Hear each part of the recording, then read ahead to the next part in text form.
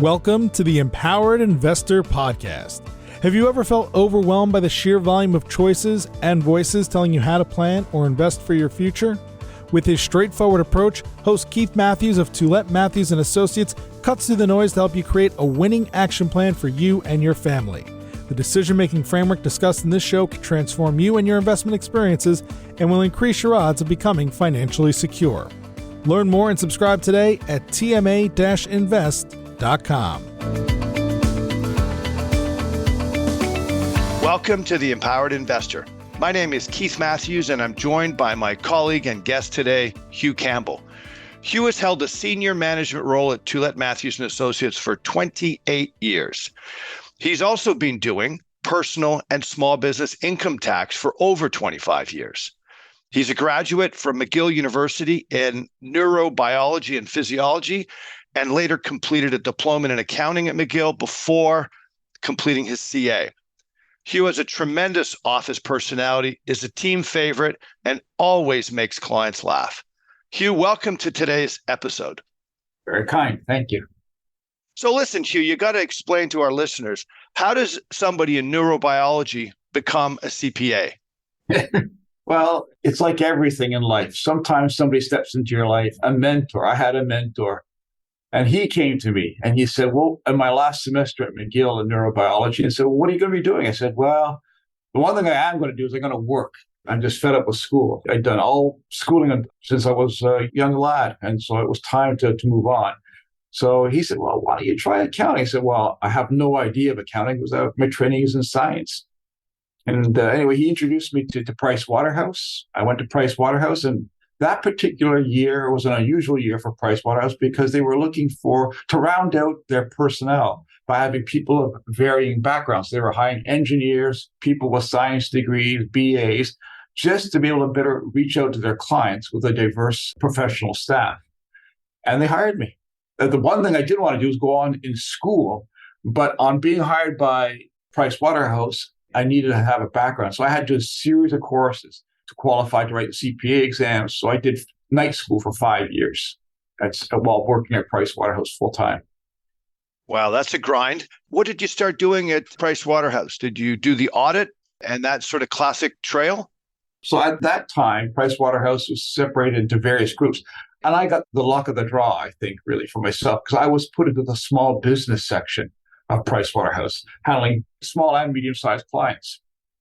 So I got introduced to a whole bunch of different varieties of businesses, different types of industries. And one of my things, even in science, has always been my curiosity. So it was great to satisfy my curiosity because I was never stuck in doing a Royal Bank audit for 3-4 months in a row. I'd work on a client for a week or so, on to the next client, on to the next client. So it was great. Plus, I got to handle the corporate taxes as well as personal taxes through small business, whereas other groups were strictly audit.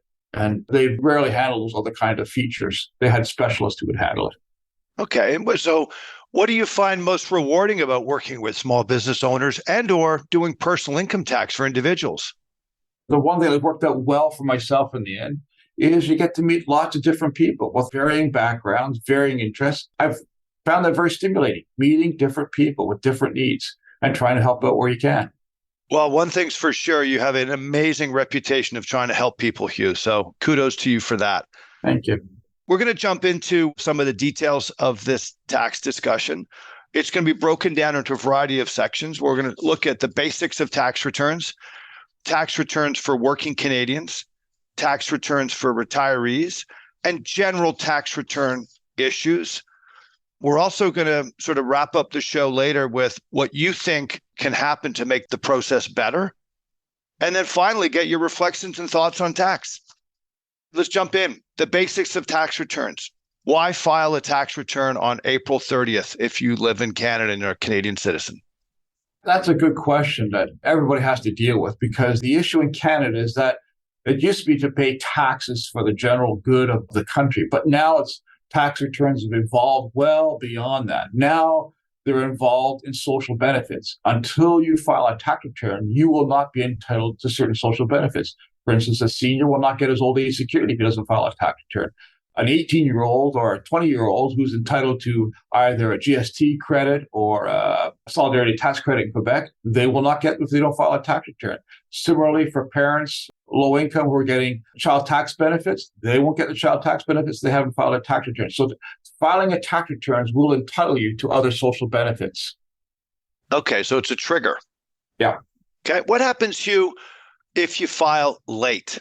There's a lot of Canadians that unfortunately can't make or don't make the April 30th date. What happens? Yeah, there can be various reasons for that. Some are legitimate reasons because maybe you're missing some information. Laziness does happen to be one. I run into that every year. So I file people for 3 or 4 years or 5 years worth of tax returns all at the same time. Being late has a terrible consequence from the perspective you lose your benefits. You don't get your benefits paid to you, especially if you're low income. That's not good news.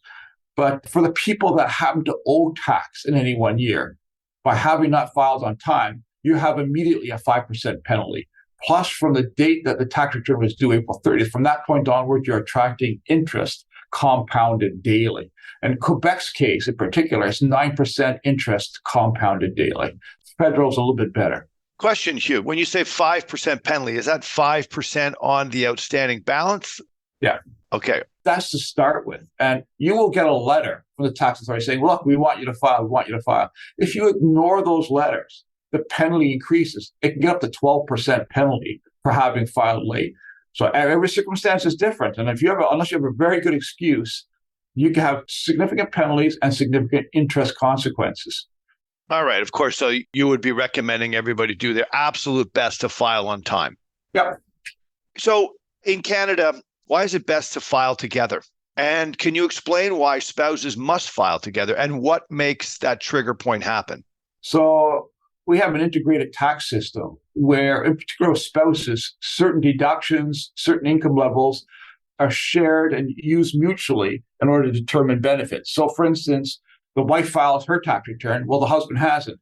Well, if they have young children, they're going to not get their child tax benefits because it's dependent on family income based on tax return. So if this one spouse doesn't file, the tax benefits you'd be entitled to for child tax, you're not going to get it. Certain other situations may arise with older people as well, right? For instance, this year, the first time Quebec is getting very generous with seniors over 70 years of age. A senior over 70 years of age at a low income level, let's say $30,000, $40,000, they may be entitled to a tax credit of up to $4,000 as a couple.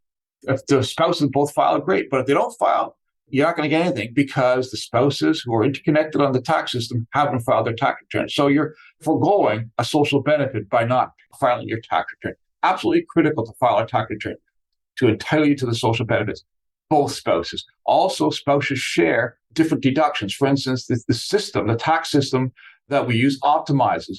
Where is it best to put all your medical expenses on? The lower income spouse, the higher income spouse, same thing with charitable donations. All this stuff is optimized based on filing the return simultaneously. Also, again, with children who may be in university that you're paying, the $5,000, $6,000, $7,000, $8,000 or more for a university education, there's a transfer that can take place of some of the tuition fees from that child who files a tax return to claim them onto the parent who's actually paying for the tuition fees.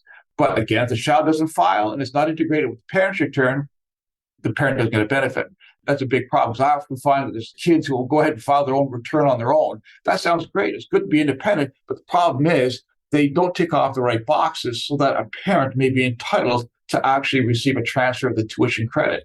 And so the parent loses the ability to have the tuition credit, or unless everybody files and then it returns after the fact. And on that note, a lot of Canadians, especially in Ontario and the Western provinces, are paying anywhere from $8,000, and the Maritimes, anywhere from $8,000 to $12,000 in tuition. Or more, yeah. And so can you explain how and when a couple are supposed to file taxes together? And is it around common law? With marriage, there's no choice. The day you become married, you should be filing together. With common law, that's a legal issue to some degree. Again, though, it depends on the circumstances. Once you have children, you have to file together to be able to get the benefits that you would be entitled for child tax credits and stuff like that. Every circumstance is different. If you're living together, no children, you have a bit of leeway, a bit of choice there. You have to sit down with your accountant and make up your mind what you're going to do. But For the most part, most provinces recognize that after you've lived together for 12 months, you're considered a common law couple for legal purposes as well as tax purposes, and you should be filing a common set of tax returns at that point. Okay, excellent. Thank you. And the next question this is mostly a tax preparation question. Can you walk us through CRA downloads and how that actually works? Because that's kind of something that's sort of new, I think, in the last, how many years now have they been around? About 10, 15 years now. Okay. So the downloads assume that a couple has sat down with you, or the individual has sat down with you and said, I want you to be my representative with CRA or Revenue Quebec, whatever the case may be. When you sign the appropriate paperwork and that paperwork is filed with the tax authorities, it gives the tax preparer access and rights to certain documents on your behalf. So one of the things is to be able to download from CRA and Revenue Quebec information that they have available on their systems for your tax return preparation. It makes tax return preparation one heck of a lot easier to be able to download that information. It allows us to make sure all the information you've provided is complete. And it's amazing how often somebody will give us in Quebec their T4, they forget about the Relève 1, the Quebec version of that. So we don't have the Quebec tax, but on the download, I have that information. What information is in the download? There's income? So the download provides a number of different things, especially with Revenue Canada. It provides the T-slips that are available to Revenue Canada on their system. Depending how the source of those T-slips is filed, it'll be available on Revenue Canada. So you get T-slips available. RRSP information is made available only after March 31st for most of the banks and financial institutions. The Government of Canada will also download what you've paid for installments, what your RRSP eligible room is, whether or not there's a debt outstanding with Revenue Canada. So there's a number of pieces of information that are downloaded. Also on top of that, because you have representation status, I can go online into your account with Revenue Canada or Revenue Quebec, and I can see what other pieces of correspondence are outstanding between you and the government or other matters that may be outstanding, such as your TFSA rule. I get to see that. So there's different pieces of information made available that would help in trying to prepare and analyze your financial situation moving forward to give you the best possible results. Okay, how about interest and dividends off of investments that are in a non-registered account held at a bank or a financial institution in Canada? Can you download those as well? Yes, you can. And again, it depends on when the institution makes that available for Revenue Canada. As soon as they make it available to Revenue Canada, it's loaded onto the Revenue Canada database, then it's available to the tax preparer. That can take quite a while. Like some institutions can take up to the end of March or even early April before that information is made available to CRA and in turn made available to tax preparers and their clients. But the reality of what's happened, I find it fascinating because I've sort of been in the financial services industry for 30 years now. No matter where you have investments, no matter where you have income, chances are that it's being reported back to the government by either your employer or your financial institution. There's nowhere to hide. Everything gets flushed out. And it's getting stricter as well. Like Revenue Quebec requires that all institutions, for instance, record if there's a trade that has taken place in a marketable security. They want to know what was traded, how many units was traded. The actual dollars they're not too concerned about. They pick that information up later. You got a chance to put in the correct information, but they report the fact that, hey, you sold 500 shares in Bombardier. They'll look at your tax returns. Well, why doesn't it appear in his tax return? That should be there.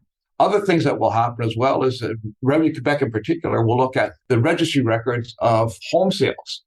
And they will see, oh, Mr. and Mrs. H sold a property, whether it be land, cottage, or a house. They sold it on this particular date. How come that information is not on their tax return? By law, it has to be there. So all this stuff is being picked up and being dealt with by the tax authorities. And if you don't handle it correctly in your tax return, you're going to have a problem. So you mentioned Revenue Quebec. I mean, I know that we do taxes for clients in Ontario, in British Columbia, and various different provinces across the country. What's the main difference between doing income tax in Quebec for our Quebec clients and doing income tax for Ontario, Maritime, Western, BC provinces? Well, the biggest problem is we have to use two separate tax returns, a federal return and a Quebec return. All other provinces, that's combined in one return. Provincial information is combined on your federal return. So it makes it so much simpler.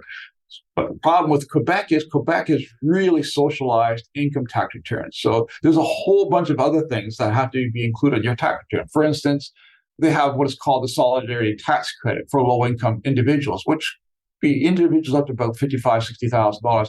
So on the tax return, they expect to see a record of, oh, you own a property. There's a 15-digit municipal code that must appear in your tax return. Oh, you don't own, but you rent.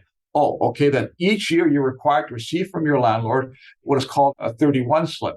And there's, a 16-digit code on that slip unique to that year that must be embedded on your tax return. If it's not there, you will miss receiving the social benefit for a solidarity tax credit, which is basically a computation that gives you a refund of municipal taxes on your rental dwelling plus a credit towards provincial taxes. And so essentially what you're saying is that the Quebec taxes relative to non-Quebec taxes are a little bit more complicated, take a little bit longer to do. Oh, heavens, yeah. And it applies to seniors as well, because there's all sorts of deductions available in Quebec, unique to Quebec, not seen elsewhere in Canada. And you have to have a whole bunch of information, like for seniors residences, there can be a long one-page form that has to be filled out by the taxpayer to entitle a person to a homeowner's credit on their tax return, covering things like nursing care, maintenance of a dwelling, other services that are personal, cleaning services, a whole bunch of things that enter into it for seniors. So all that information has to be embedded in the tax return. Fair enough. Well, listen, Hugh, thanks for that section. That was the basics of tax return. And again, for our listeners, this podcast is not intended to be a full comprehensive overview of every single tax component for all Canadians. There's just too many of them. You should absolutely consult your accountant or read up if you're doing your own tax return to ensure that you're doing the specific issues correctly. But Hugh, let's switch gears now and let's have a discussion on working Canadians. So Canadians that are not retired, that are currently working of all different ages. And since we just finished the RSP season, I thought it'd be good for us just to take a few secs and chat about the value of an RSP for retirement and tax, and from a tax perspective. So what does an RSP provide as a deduction, and how does it work, and what are your thoughts around the RSP? The RSP program is a long-term program. It's there to accumulate monies on a tax-free basis and get a tax deduction in your higher income years. The idea is to set aside money, get a tax break in your early years so that you can support your lifestyle on the day you choose to retire, and also to help out with other things. So people usually think about RSPs for lifestyle needs when they retire. That's true. That's the basic tenet of RSPs. But the RSP can also be used for other things as well, such as you have extraordinary medical costs when you're a senior. You have a couple, one of them has Alzheimer's or one of them has some serious disease like COPD, and they have various needs that they have to pay at a cost for. It's not covered by the Medicare system. And those hospitalization costs, where are you going to get the funding from it? Part of it you can get through your RSP, money that you set aside for your senior years. It's a lifestyle thing, but it's also to some degree an emergency fund when you retire to cover some out-of-pocket costs that are extraordinary costs that you would never have anticipated while you were younger. Are you allowed to take out an additional amount? I guess on RSP, you can take out money anytime you want, but do you get an additional credit because of that disability? It could be a disability, but it could be just a plain medical cost. Maybe, for instance, and now we have problems with hospitals. So you see some seniors saying, well, I don't want to wait 1 year to have the medical procedure done. I'm going to pay for it myself out of pocket. Well, that could be funded by money withdrawn either from your RSP or if you're over age 70 from the RIF that was created from your RSP. But do you get a special benefit? Do you get a special deduction off of that? You don't get a special deduction from the RSP. The medical cost gives you a credit that can be applied against the extra tax burden created by withdrawing the RSP or RIF monies. Fair enough. And I guess everybody has always sort of grown to know the RSP as a retirement funding mechanism. And the classic logic is determining whether you do an RSP or a tax-free saving account. And Hugh, do you have any comments on what's the tipping point? What makes one better than the other based on a tax rate? I mean, there's varying viewpoints in the matter, but I guess the general consensus is one determined by your income level. So if you're at an income level of $30,000 to $35,000 a year, while you're in your savings years. You're almost indifferent as to whether you put money into a TFSA or an RSP. Your account can help make that determination, show you why you would be indifferent. So it's people from very low incomes that you're indifferent. As you get over $50,000, definitely the tipping is towards putting money into your RSP and deferring the tax until your retirement years. Yeah, absolutely. And typically the planning component is if you have higher taxes during your working years versus the tax rate of your projected retirement years, higher first, lower retirement, then you do RSP. If you have the inverse, lower, and for some reason you're going to have a higher expected income tax, then you would favor the tax-free saving account. Regardless, either one, most higher income individuals should definitely be doing the RSP. And as you mentioned, it's sort of income over 50, 60, 70,000.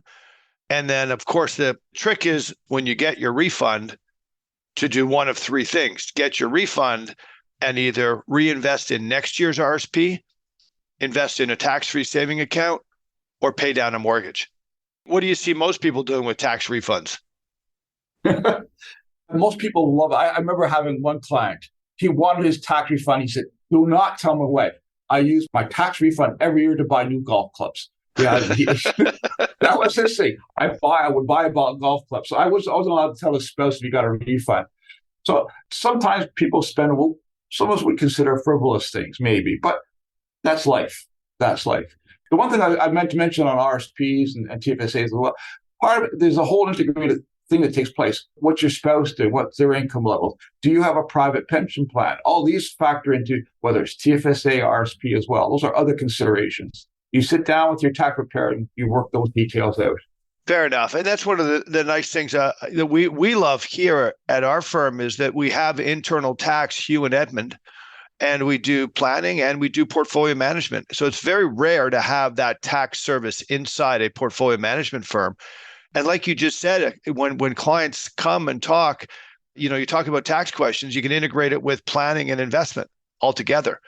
I'm a firm believer that especially in the younger years, Hugh, those refunds need to be reinvested back into either paying down mortgages or adding to tax-free or adding to future contributions, because otherwise you're really not saving as much as you think you're saving. I mean, if you have personal debts, you're carrying personal debts. And personal debts is things like credit cards, automobile loans, and the like, sometimes lines of credit as well. You've got to get rid of those as soon as possible. They are a burden. And they should be avoided as much as possible. 100%. So listen, Hugh, let's talk about another brand new account that's coming out, and it's not really live yet. It's coming out in April, I believe, of this year, the First Home tax-free first home savings. It's a mouthful. Financial institutions will be setting up brand new accounts, and they're intended for home buyers, first-time home buyers. Let's take a little bit of time here. And I know that all the details are not 100% out, but let's just go through some of the basics. So what are your thoughts about this and the general mechanics around how it works? Well, there's still lots of thought to be put into these things. It's brand new. It's going to be interesting to see how do you integrate that new plan with TFSAs and the regular RSP stream as well. But every couple is going to be different. No two people are going to be alike, so it's hard to generalize. And it also depends, are you married? Are you living together with somebody? What are your plans and goals as a couple? Like, is home ownership really, really important to you? And if it is, you have to look at your options. How can you best save towards acquiring a home then as a couple? This new plan given by the government, it's quite intriguing, the options that it offers you. Again, because you get a tax break in the planning process. So take a moment, Hugh, you get a tax break. What does that mean? So what they're saying is that each year you may contribute towards the ultimate limit, which is $4,000, up to $8,000 a year. And so you get a tax deduction on your tax return of $8,000 in a year. There's a little mechanism whereby if you skip a year, that maybe the following year you may be able to contribute $16,000 and deduct the $16,000 on your tax return. The other thing is, it is possible that you can put aside the money of $8,000, whatever, per year into the plan, or however amount you put into it, but not take the deduction away because you have insufficient income to deduct it again. So you can defer the deduction a year when you have more income to get you a better tax break. So you're speaking about two real important subjects here. One is the deduction. So you put $8,000 in, and if you're in a 40% marginal tax bracket, you're going to get $3,002 back in your tax return. Yeah. That $3,002 can be used to either add to your RSP, add to your tax-free, get ready for your next payment in your tax-free saving account, first home buying plan, or pay down debt. So there's a lot of benefit to that. Yeah. I could also see this being used by certain parents who are trying, for example, to maybe contribute and help their adult kids while they're still in university, because they might be able to make that contribution, but allow the deferral of the deduction to occur into the future when the university student has a higher income 3 or 4 years after graduating. In some of the research I've seen, you're able to do a tax-free first home buyer's plan along with the RSP home buyer's plan. You can combine them.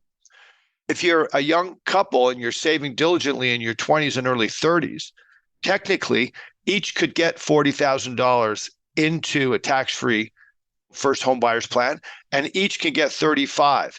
So technically, you could save up to $150,000 towards a down payment of a home, which is a more sizable down payment than one would have thought of 5, 6, 7, 8, 9 years ago. Yeah. Yeah. And the nice thing is, in the tax-free homeowners, there's no consequences at all. You take it out without having to ever repay it. Whereas on the RSP side, it's called a home buyer's plan. You take it out, but you must repay it, or there's a tax consequence in future years. Absolutely. All right, let's keep the conversation going here. Hugh, let's talk a little bit about interest deductibility. And that can occur on investments, real estate, if it's an investment real estate, and or businesses. Do you have a few comments on things people should look out for or at least be aware of?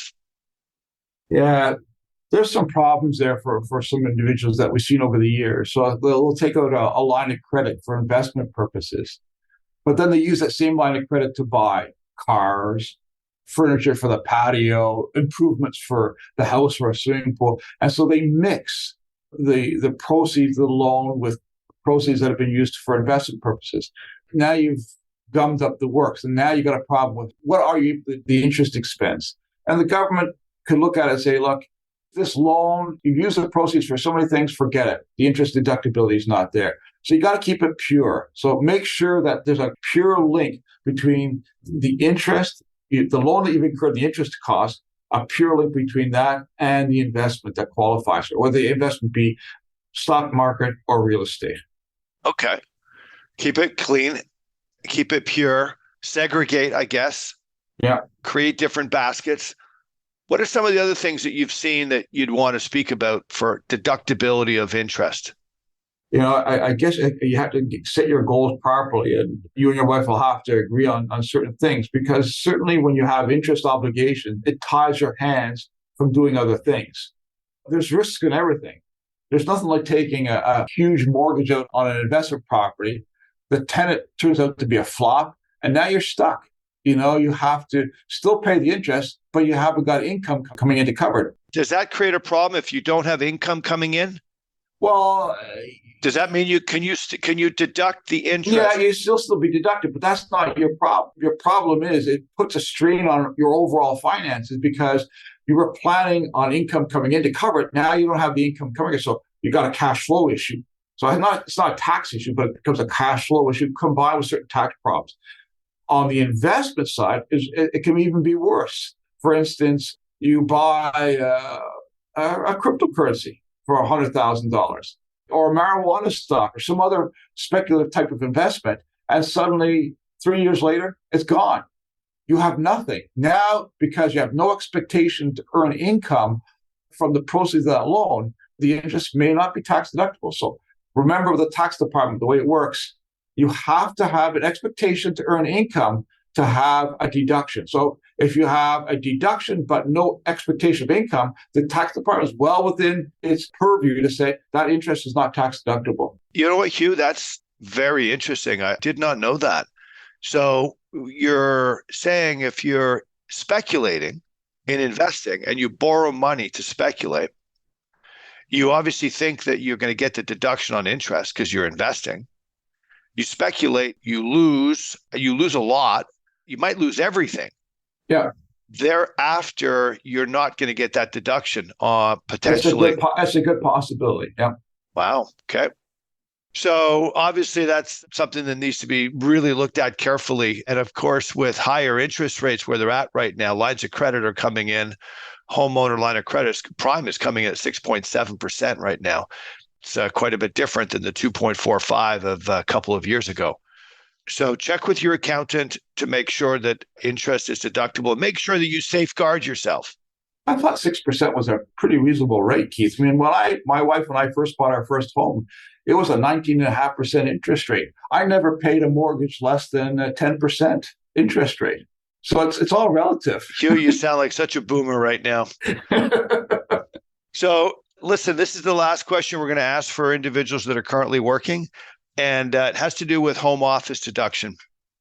Obviously, there's more people working from home than ever before. What are some of the do's and don'ts around home office deduction that you'd like to tell our listeners? Depends whether the home office is because of self-employment or because your employer has asked you to work at home. Those are two different scenarios, two very different scenarios. So in the case of self-employment, as long as you've dedicated a space within your home for your office and work needs, then whatever that square footage relative to the square footage of your living space, that will entitle you to a deduction.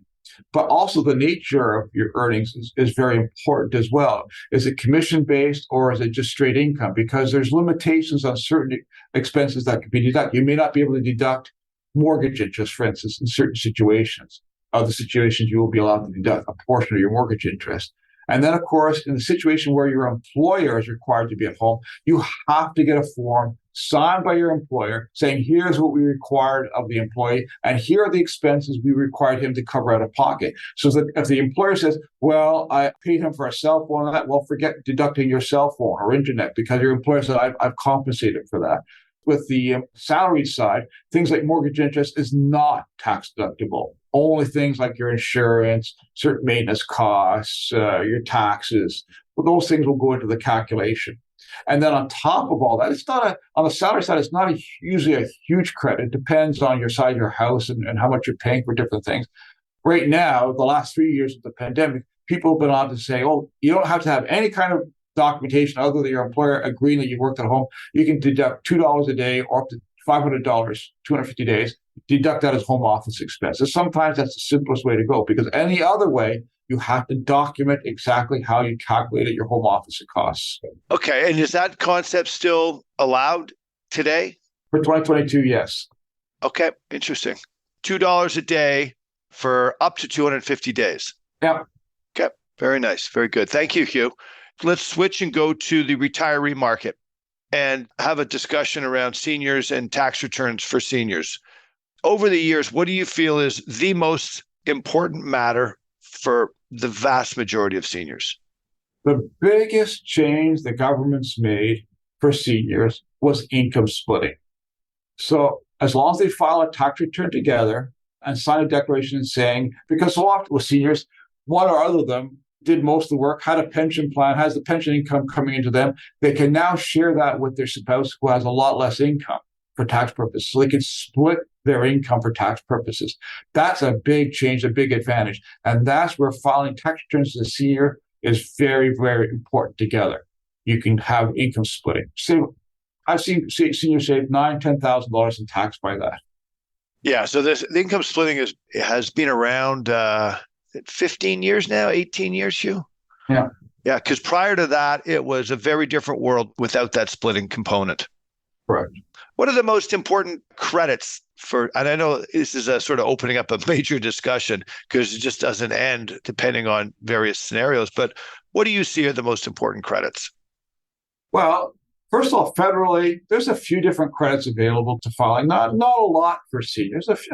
They enhanced the old age security this year, so you get a better OAS security. But it's dependent that you're a low income senior. As long as you're a low income senior, there's a benefit. Once you get over $60,000, $70,000 of income, there's no benefit there because it's all clawed back, or at least a good portion is clawed back. And then after $120,000, it's all clawed back.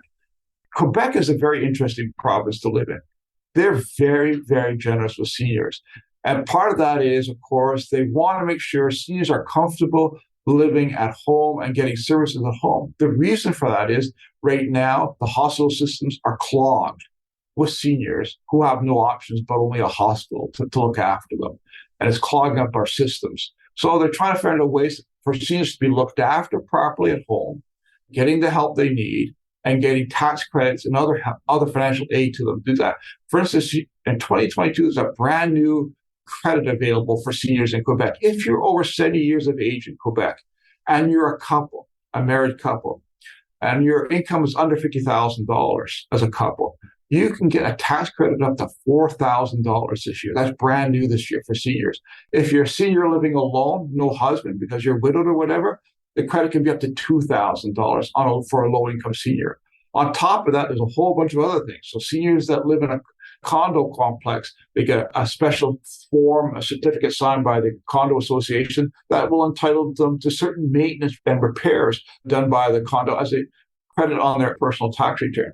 Seniors that have their own homes, they can get a credit towards costs such as lawn mowing, snow removal, gutter cleaning, window washing, a whole bunch of things like that could all go into an account whereby you get a credit for on your Quebec tax return. So there's lots of things offered for seniors in Quebec right now. Is that not offered outside of Quebec? No, it's not as generous outside. Okay, fair enough.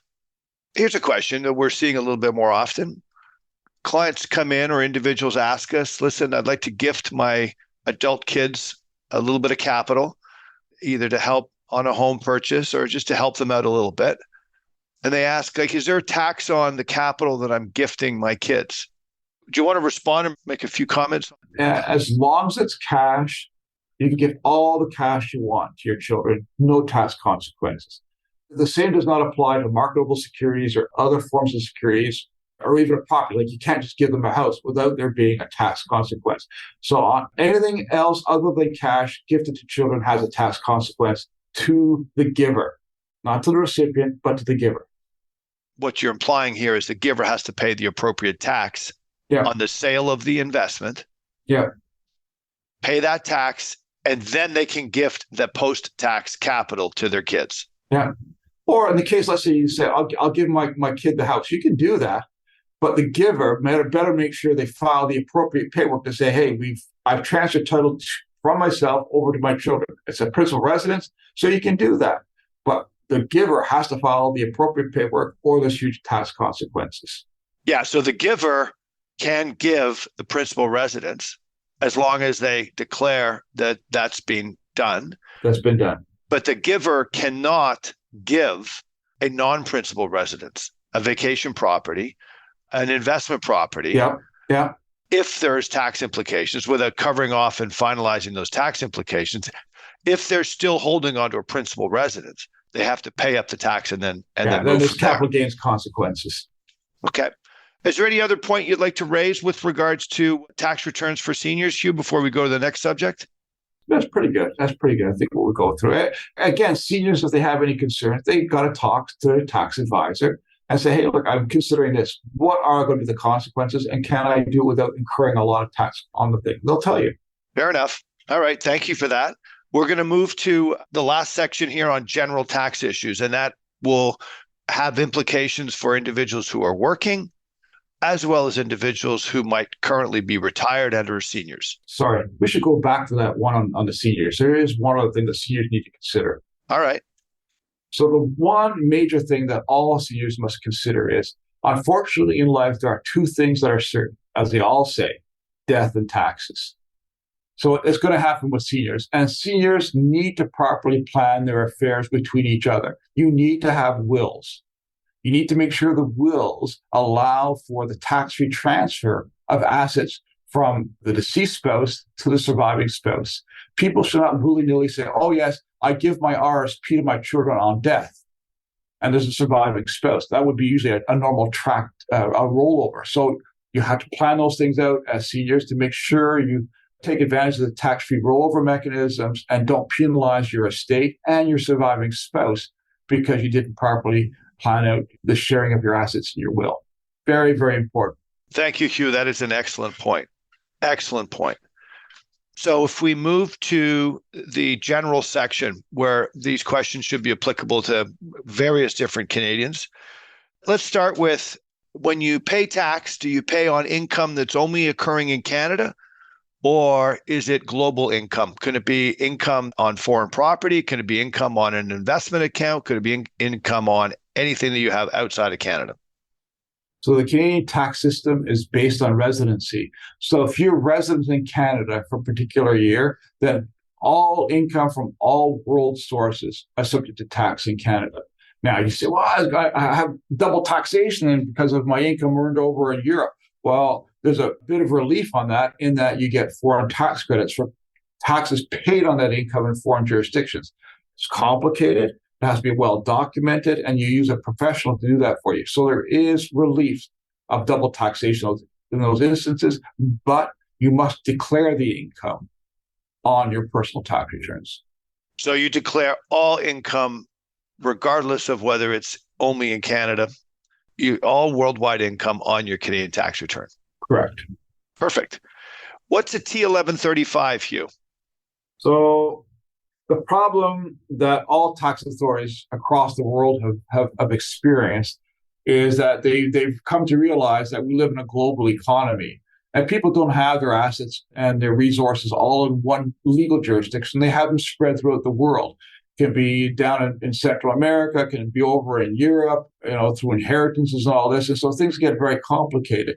So people have tried to hide assets in other legal jurisdictions without paying the tax consequences associated with those assets and resources.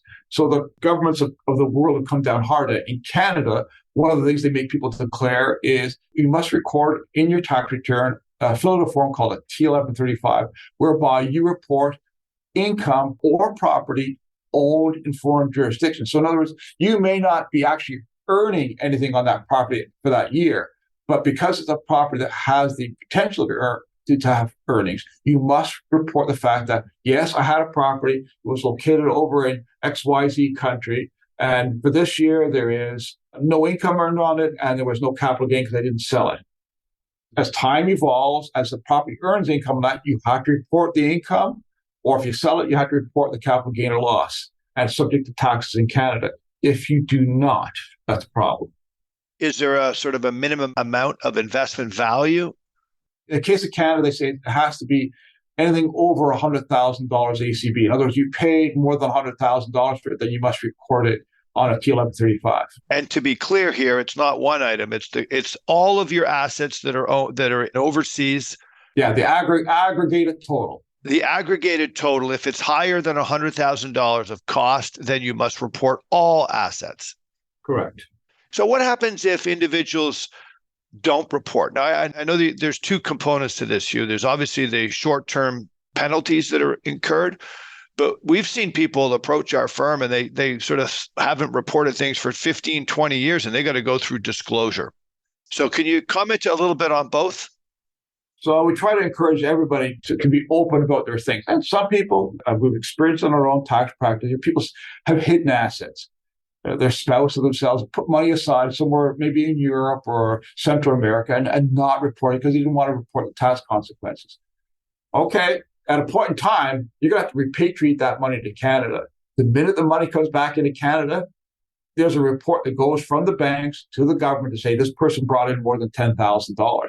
And that's a trigger to the government to say, well, where'd that money come from? It'll come back to you. At that point, the government's got you. And if they write a letter to you saying you have to explain yourself, at that point, you face huge consequences, huge penalties, no relief possible. They're going to take you for everything you're worth. There is a process whereby you can make a voluntary declaration. And that's getting harder to do now because the governments have kind of given everybody the chance to make those voluntary declarations. But up until recently, you can make a voluntary declaration. Say, okay, look, I had these assets over here. I haven't reported it correctly. And now I'd like to make a voluntary declaration. Usually you engage a professional for that or even a lawyer to protect your rights.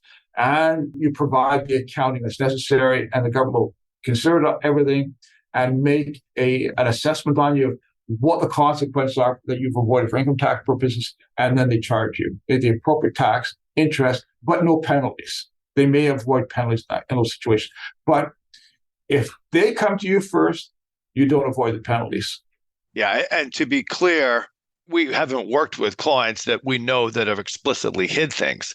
We have in the past found out only after the fact that that's occurred, and often through a relative. And there are dire consequences for individuals that fit into that category. We, in fact, did a podcast, Hugh, about a year and a half ago with an outside expert by the name of Stephen Solomon on foreign disclosure.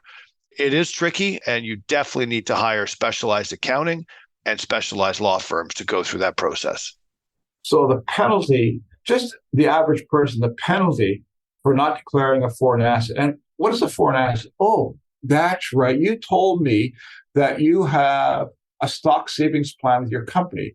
It's a pharmaceutical company here in Canada, but it's really a US-based pharmaceutical that gives you these stock benefits. Well, it's amazing how people accumulate $100,000 very quickly through these stock saving plans through their employer. That's a reportable item on a T1135 once it exceeds $100,000. So if you're not careful, you go over that limit and don't report it, the government catches it. You're going to charge a penalty. First of all, for not having filed a T1135, the penalty is $2,500 for each year that you have reported. So it can be quite a severe penalty, even though there's no taxes owed. Because you haven't done the proper reporting, you're going to be penalized for that. So foreign assets can come from many different things. It can come from inheritances. It can come from savings you have abroad, which there's nothing illegal about it as long as you report it, or come accidentally through things like stock saving plans with your employer. Yeah. So in terms of the specific items that need to be listed, U.S. or international securities, stocks and or bonds, international property. And international properties are very interesting, Keith, because there's two types of international property. So a lot of people will say, I have a condo down in Florida. I use for my personal use only. As long as it's for your personal use only, it can be worth $1 million. Because it's used for personal use, there's no T1135 consequence. You do not have to report that because it's a personal use property. However, you turn around to me, and I've had this happen with clients, and say, I rented it this year. I rented it for $10,000. Now it's no longer a personal use property. Now it's an investment property. You have to report a T1135 from that point onward until the day you dispose of that property. Well, that's a very good point, Hugh. So for all individuals that own property in the United States or in Europe or in Central America, as long as they use it for their personal use, it's okay. The second they rent it, it's got to be reported. Yep. Okay. That's excellent. Thank you. Let's keep on going. We've got a list here that we got to get through here. This is all great stuff. Charitable donations. So I've got cash versus stock donations. And obviously, when we say cash versus stock, let's just talk about cash. What happens when an individual makes a cash donation to a charity and gets a tax receipt? Lots of concerns there. I see this every year. First of all, it has to be a cash donation to a charitable Canadian institution who gives you a valid Canadian charitable receipt. As long as you get that, you can deduct it on your federal and Quebec tax returns, no problem at all. But we have a lot of organizations now that go around and say, Save Our Children or something like that. It's not a charitable organization. It's just a nonprofit that says, thank you very much for your donation, but it's not a charitable donation. You cannot deduct that for tax purposes. So you have to make sure if you're dealing with an organization that it's a Canadian charitable organization and it has a number for that. If they do not have that, you will not get a deduction. The other question you could ask is, can you provide a tax receipt? Yes, you can ask that. And the other thing as well, is people saying, it's on television all the time, here's this organization. It's a charitable organization that states, and you donate to it, that's great. However, you cannot deduct that in Canada because it's a U.S. charity. And in that situation, the only way you can deduct it is if you had U.S. source income, such as employment income or some other source of income from the United States. You can deduct it against that income, but you cannot deduct it against your Canadian sourced income. Oh, very interesting. Very interesting. All right. So let's look at the other option here, which is if you're an individual and you own a non-registered portfolio and you have stock in it, and the stock has a low ACB, so you purchased it many, many years ago and it's appreciated, but you also have cash. What are the benefits to giving the stock away instead of cash to the charitable institution? Well, the issue with the stocks is that if you decide, I'll sell it first and make a cash donation, the issue is then you have a capital gains treatment and you have to pay tax on the capital gain. The government is allowed, out of its wisdom, to allow you to donate the stock itself. And so there is no capital gains treatment for you. So you avoid that, but you get a tax receipt for the fair market value of the security. So for example, you have a stock that's worth $10,000 and you bought it for $5,000. If you decide to give the cash equivalent, you have to sell the 10, you have a capital gain of $5,000, you have to pay tax on the 5. Or you can donate the stock. You donate the stock, there's no capital gains treatment, so you avoid that tax issue on your personal return. But the tax receipt you're going to receive from the charity is for $10,000, and you can deduct that as a charitable donation. So you've done two things: avoided the tax consequence for the capital gain, and you got a tax rate on the full value of the stock, which is $10,000. And we see that a lot. We have quite a few clients that on an annual basis are extremely generous and are donating stock, appreciated stock. We actually have a process. It's very straightforward, where we transfer the stock from the client's account to the charitable organization's custodian. We get the account number. We transfer the stock. They receive the stock. The second they receive the stock, that's the value of the gift. And then they trade the stock on their end. So the only thing I say to people on this thing is do not leave this to the last minute, let's say the end of December, because first of all, you have to make sure that the charity is in a position to receive the stock donation, because not all charities have a brokerage account. They have to open a brokerage facility in order to receive that stock. If they do not have that, then they can't receive it. You're not going to get your tax break you're looking for in the time frame you're looking for. So charitable donations of stock has to be planned out between you and the charity involved in order to facilitate getting the best possible tax break for everybody concerned. That's a terrific point, Hugh. I know for our clients, we start the process in September. We reach out to clients that have been doing this, and we start the process in September to try to wrap it up by October, November. Yeah. Because we've seen that when individuals try to do this at the last minute, and they contact us at December 23rd, and they're feeling like they want to give a gift, it's just not enough business days left between the 23rd and the 31st sometimes to execute this. Correct. All right, let's keep on going here, Hugh. Principal resident exemption. So I know that there's a few things that have changed now. In the old days, like 10 years ago, you used to be able to sell a house and that was about it. You sort of moved on. What's changed since then, and what's required when you sell a principal property? So the big problem that the government was experiencing was these people who were flipping homes at huge profits and then saying, well, we lived in it for 5 or 6 months, therefore we're entitled to the principal residence exemption, which at the time was true. Anyway, the laws have all changed so that is no longer possible. So that's why the government has required the reporting of all real estate transactions. Of course, there's other things as well. People would sell properties like a cottage and not report it. The government said, no. All real estate transactions must be reported on your personal tax return. All will have a capital gains consequence. However, in the case of homes where you've lived in a home for a number of years, you will be allowed to have a principal resident exemption on that capital gain as long as it meets certain criteria. That criteria would be things like you haven't rented it out to somebody. And I've run into that situation where somebody sells the home and I found out after the fact it was a duplex and they used to rent it out as well at one time before they moved in. Well, you have a calculation you have to make because there will be a capital gains consequence to that. So when you say you have to report, is there like a line on a tax return that says, did you sell a house? And you have to say yes, and you have to disclose the price and the address? Like, how does it work exactly? So those are called capital transactions. All capital transactions must be reported on a tax return. A capital transaction, for instance, can be the most common one is the sale of stock.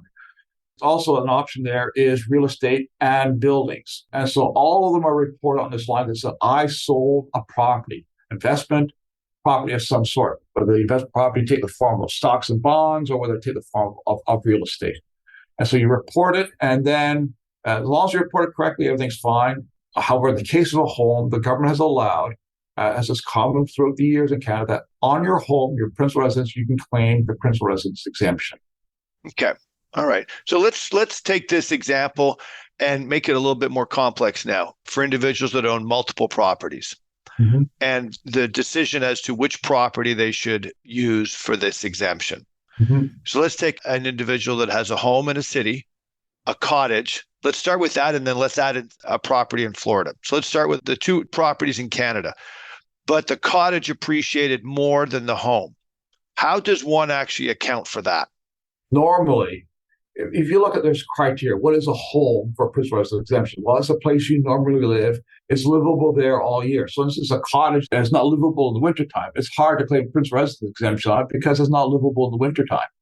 Also, it depends on the acreage. For instance, some people live in the country and they'll have a 70-acre property. Well, they don't get a principal residence on a 70 acres. They only get it on a certain portion of the land relative to the house. The rest of the acreage is going to be subject to capital gains. There's a number of criteria that you have to go to figure out what is subject to the principal residence exemption. But it's your choice. You can make it the cottage. You can make it the house, as long as it meets the criteria for what is considered a home by the government. Okay, those are some nice little nuances that you threw in there. In essence, what you're saying is if you have a standard cottage, a four-season, it can use all year long, especially nowadays that people are spending more time in cottages, and you have a home, you can choose to use your capital gain exemption on the property that's appreciated the most. And I guess you got to just keep track of, I use my exemption on this property now, and then I use my exemption on the next property at this point. And I guess the best way to back that up would be to get evaluations done and keep those in your records so that you can prove to the government the timing of the details that you're trying to keep. I mean, it's really interesting right now because we're doing tax returns. There are seniors who are passing away or they're moving on because they cannot manage the property themselves. And you find that they bought their house in 1965 or 1964, even before capital gains even existed. Capital gains only came in 1971. So you had to figure out what was the value in 1971. There's all sorts of things, intricacies that you have to deal with on these long-lived properties and figure out what they were worth. But it's interesting stories. You see these houses on the West Island, they've lived in them for 50 years. They bought it for $5,000. Now they're selling it for $500,000.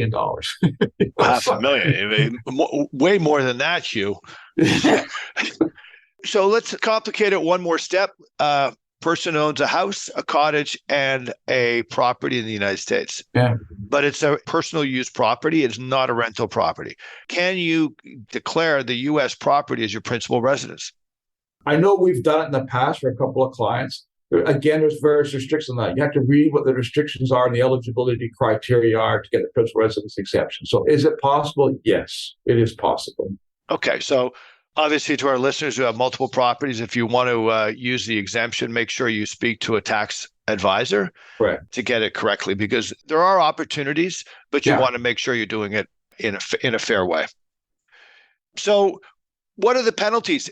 You sell your principal residence, you don't report it properly. What are the penalties?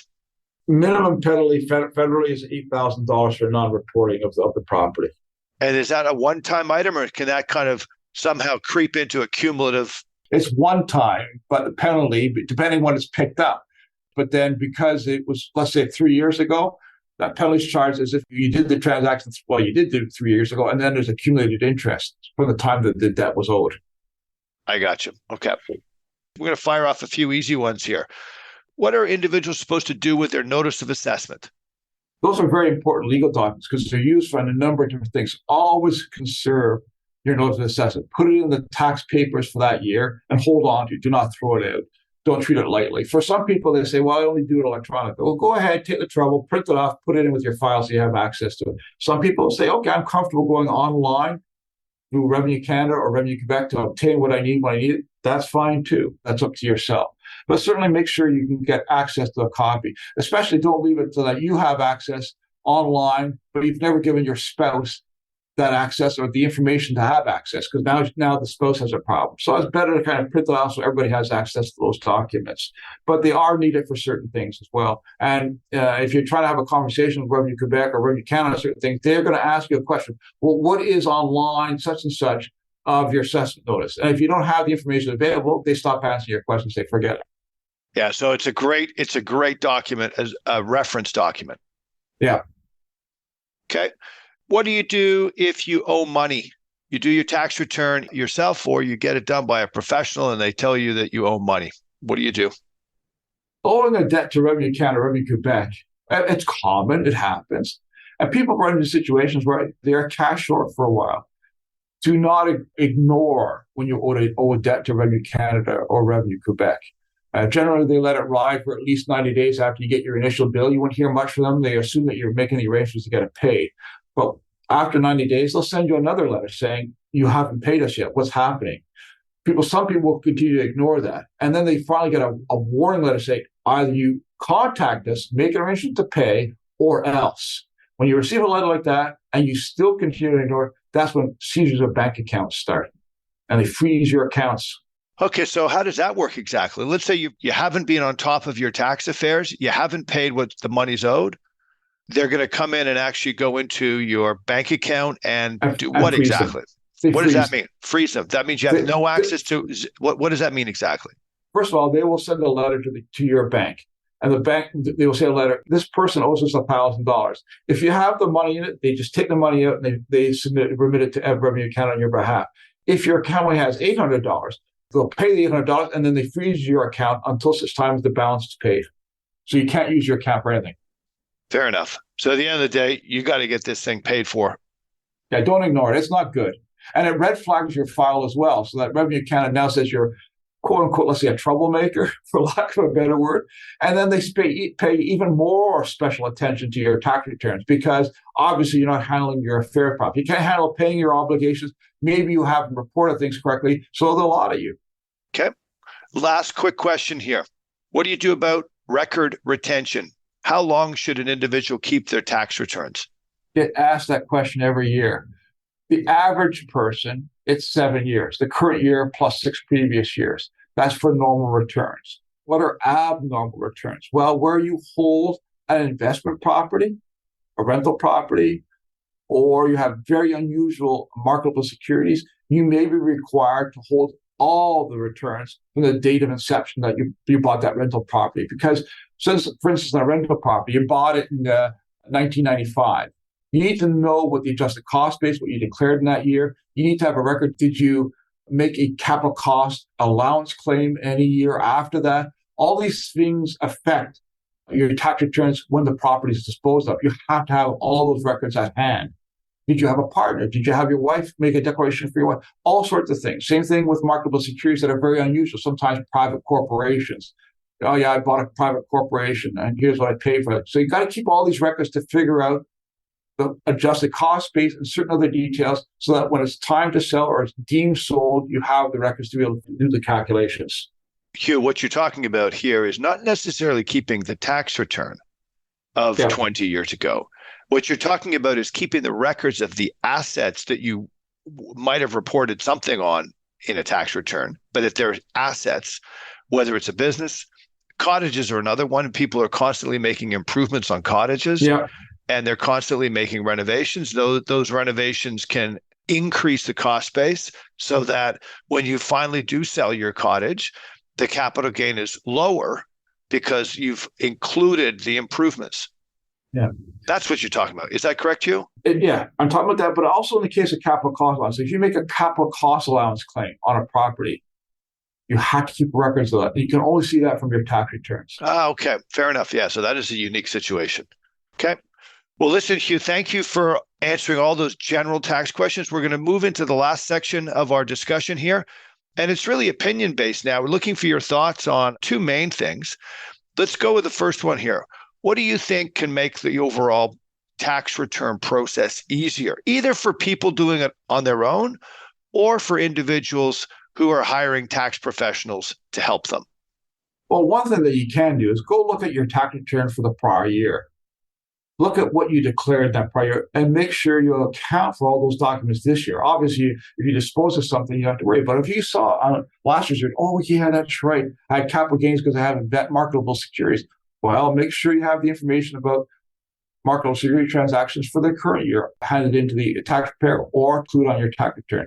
Follow the guideline of last year's tax return. Put all the paperwork together. Do not omit bank accounts. For instance, you have $50 earned on an interest on a bank account, like a savings account. You don't get a tax slip for that, but you're required to report it, and they follow up on that. Okay, and on that same vein, then, what are some of the common mistakes that you see people do? There's a couple of common mistakes. One, not reporting all your income because you haven't kept proper track of all your assets, whether it be bank accounts, investments, whatever the case may be. Another very common mistake is in the area of deductions. For instance, a person says, oh yeah, I had $1,000 dental bill that I paid. And so they claim $1,000 dental bill. But what they don't disclose is the fact that they got reimbursed $800 from the insurance company for that.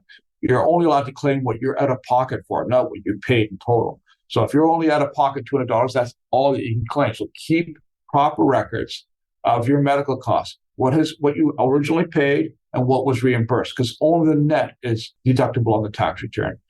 Same thing with charitable donations. Keep a record of all the receipts. Make sure you have all the proper receipts over and over again. I get people say, well, I gave $200 to the Cancer Society. Well, I need a tax receipt. Well, I didn't get it or I lost it. Well, you're going to have to get it. Otherwise, I can't use it on your tax return. Fair enough. Those are great points, Hugh. Let's get ready to end today's show. This has been a fabulous, very detailed, very thorough episode. I want to get you to reflect a little bit, Hugh, because we joke around about the office here being your last tax season. You've worked so hard over the years. You've been incredibly generous with your time, with clients, and I know a lot of your friends and the contacts you help. But if this really is your last tax season, Hugh, I'm not 100% sure, but if this is your last tax season, let's reflect a little bit. So a couple questions. What are your thoughts in terms of how the Canadian tax system has evolved over the last 20 years? Has it improved? Has it sort of become more challenging? What are your thoughts in terms of the evolution of tax? It's not that there's been an improvement. The biggest difficulty with the tax system is how complex it is. Every year, they add more and more complexity to it. That's making it really difficult for people to really, even taxpayers, to keep up to date to make sure they prepare the tax returns properly. And for individuals who sometimes don't pass on all the information correctly about things like RRSPs or charitable donations, to give that information on to the tax preparer so they can, again, give them the best tax advantages. It's amazing how often I'll have to go to a 70-year-old and say, well, look, you own your home, you must have paid for this or for that. Yeah. Well, where's your receipt? Oh, no, I paid under the table, paid cash. Well, you don't get a tax break for that. So there's lots of subtleties in doing things. For instance, another big thing is at points in time, you may want to make some home improvements because you have a disability, a person with a disability in the house. You say, okay, fine, I incurred $10,000 in costs. Well, did you pay under the table? If so, you get nothing. Did you get proper invoices from the person who did the work, identifying themselves as to a name, address, their tax numbers for tax purposes? You need all that information to get a proper deduction. People who have rental properties, Quebec requires that if you make an improvement in a rental property, you must have a valid invoice from the supplier, identified with either his SIN number or QST number or BN number. If you don't have one of those three, you're not allowed to deduct anything for that thing on your tax return. You get no break. So you spent $1,000 on a roof, you don't have a valid receipt, you get nothing. And that information has to be supplied on your tax declaration. So it wouldn't even be accepted if you don't have that information. Well, you raised a very good point about the complexity of tax. And if I'm not mistaken, the statistics are now showing that fewer and fewer individuals in Canada and in the United States are doing their own tax returns. I think partly because they view it as complex. The flip side to that is the accounting profession has never been in such demand for personal tax, but there's a shortage of accountants in the industry, both in the United States and in Canada. So there's a bit of a traffic jam occurring soon. And we're seeing it because individuals are desperately looking for accounting advice. Well, you're absolutely right, Keith. I am retiring this year. And so I'm just trying to handle the best possible. Yesterday, I got calls from two people saying, look, I have these situations for some friends. Please look after them. They can't find anybody. I said, look, I can barely handle what I have for my existing client base. I cannot help you. I just can't help you. And I feel really bad about that. I really do. But that's just the limitations of my own personal. I only have so much time available to do this stuff. Well, and the challenge with the tax business, as you very well know, is it's crammed into 2 months.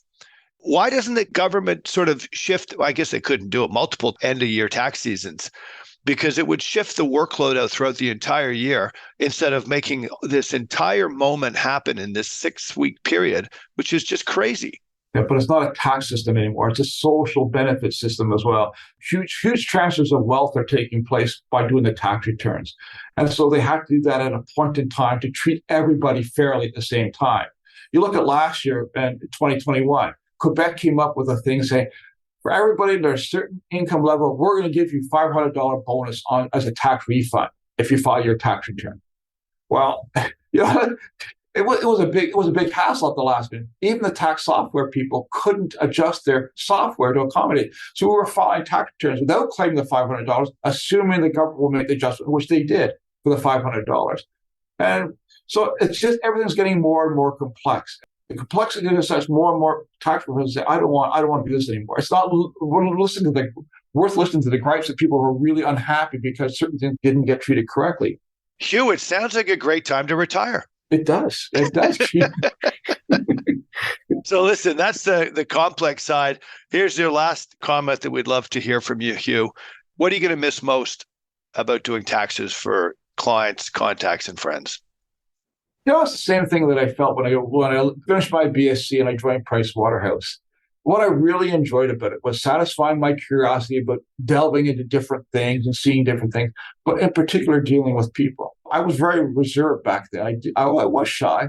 And so that opened me up. I enjoy dealing with people. I still enjoy that. So the big thing that I will miss is not the taxes. I have no problem missing tax, but I enjoy dealing with the people and having a good time with them, reminiscing, looking at past things. I'll miss all that.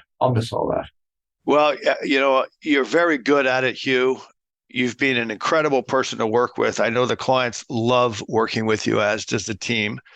So I want to, on behalf of our listeners, our clients, contacts, friends, I want to thank you, first of all, for taking time out of your you've just taken an hour and 15 minutes out of a busy tax season to share your thoughts on tax, to try to help others through the podcast. So I want to thank you so much for taking that time to do it. And then on behalf of all of our clients and everybody who's worked with you over the last 20 years, I want to thank you so much. And while you may think this is your last podcast, Hugh, we will get you back on one more time, maybe in a year or so. So thank you very much, Hugh.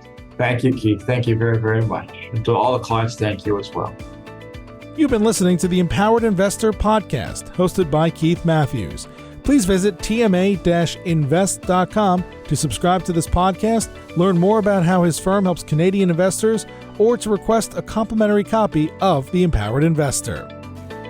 Investments and investing strategies should be evaluated based on your own objectives. Listeners of this podcast should use their best judgment and consult a financial expert prior to making any investment decisions based on the information found in this podcast.